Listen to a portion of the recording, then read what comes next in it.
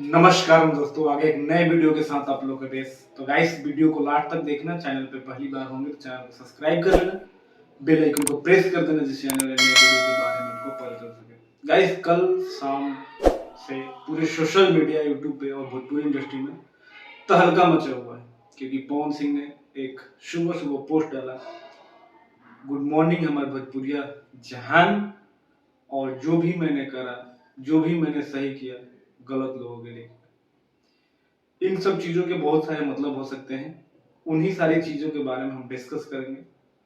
तो वीडियो को पूरा देखना, और पहली बार आप चैनल पे आए होंगे तो चैनल को जरूर जरूर सब्सक्राइब कर लेना। आज से पहले पवन सिंह ने ना कभी ऐसा पोस्ट किया था, ना ही कभी ऐसा लाइव में आके बोले थे, ना ही कभी ऐसे स्टेज शो में बोले थे। हमेशा मस्त रहते थे, मस्त मौला बाबा भोले के जैसे रहते थे पवन सिंह, जैसे हमारे भोलेनाथ हैं वैसे ही हमारे भोजपुरी इंडस्ट्री के पवन सिंह है, बीच सबका बीच पी जाते हैं। लेकिन ऐसा क्या हुआ कि पवन सिंह इस पोस्ट को किए और पूरे भोजपुरी इंडस्ट्री में तहलका मच गया। तो हम आते हैं 10 साल 15 साल पीछे। पवन सिंह जब से भोजपुरी इंडस्ट्री मूवी में आए, एल्बम इंडस्ट्री में, सिंगिंग इंडस्ट्री में जब से वो गा रहे हैं, उनके सामने कोई नहीं टिका, चाहे मूवी हो चाहे सिंगिंग हो। लेकिन भोजपुरी में बहुत सारे कलाकार आए, चले गए और लापता हो गए, और उन लोगों को आज इंडस्ट्री से कोई मतलब नहीं है। उसमें से सबसे पहला नाम होता है मनोज तिवारी का। पवन सिंह के लिए वो बहुत कुछ बोलते हैं कि मेरा छोटा भाई है, लेकिन अभी जो बीजेपी का टिकट लेके पवन सिंह का आश्रम छोड़ने वाला मुद्दा हुआ था, उस पर उन्होंने कोई टीका टिप्पणी नहीं करा। रवि किशन को पवन सिंह ने खूब सपोर्ट किया, हर जगह सपोर्ट किया। फिर रवि किशन ने भी कोई भी टीका टिप्पणी, चाहे कोई सोशल मीडिया पे कोई पोस्ट तक नहीं किया कि पवन सिंह को टिकट मिला, चाहे वापस किया। इन सब मुद्दों पे कोई कुछ बात नहीं किया। देन निरहुआ दिनेश लाल यादव के लिए आजमगढ़ में पवन सिंह वोट मांगने गए और निरहुआ जीते भी। निरहुआ ने भी कोई संवाद नहीं किया, कोई बात नहीं रखा सोशल मीडिया पे।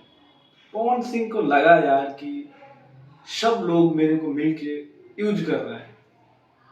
10-12 साल बीजेपी ने यूज किया और लास्ट में पवन सिंह को लगा कि जो भी मैंने करा सब गलत लोगों के लिए किया। ऑब्वियस सी बात है भाई, पवन सिंह को अगर आज वो आरजेडी से चाहे तो आरजेडी उनको एक तरफा चुनाव लड़ने के लिए टिकट दे देगी। कोई भी पार्टी अगर वो चाहे तो कांग्रेस हो, अगर कांग्रेस ज्वाइन करते हैं तो कांग्रेस भी उनको टिकट आरा से चुनाव दे देगी। अगर आरा से नहीं देना था, पवन सिंह ने यह भी बोला था मुझे बिहार से कहीं से भी लड़ा दीजिए, झारखंड से लड़ा दीजिए, उत्तर प्रदेश से लड़ा दीजिए। तो भाई बीजेपी ने ऐसा क्यों नहीं किया? क्या रवि किशन, मनोज तिवारी और दिनेश लाल निरहुआ नहीं चाहते कि पवन सिंह सांसद बने? जब पवन सिंह को आरा से चुनाव लड़ने की अनुमति नहीं मिल सकती, तो रवि किशन शुक्ला को गोरखपुर से चुनाव कैसे लड़ने के लिए मिल जाता है?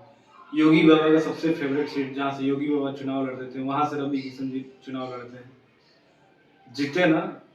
तो क्या पवन सिंह आरा से चुनाव लड़के नहीं जीत जाते? गाइस, पवन सिंह एक ऐसे शख्स का नाम है कि पवन सिंह को हर लोगों ने यूज करा, चाहे वो कोई हो। तो इस चीजों का मेरे हिसाब से यही मतलब है इस पोस्ट का। बाकी आप लोगों का क्या कहना है, एक बार कमेंट जरूर करना। मिलते हैं अगले वीडियो में, तब तक अपने भाई को भी इजाजत। नमस्कार।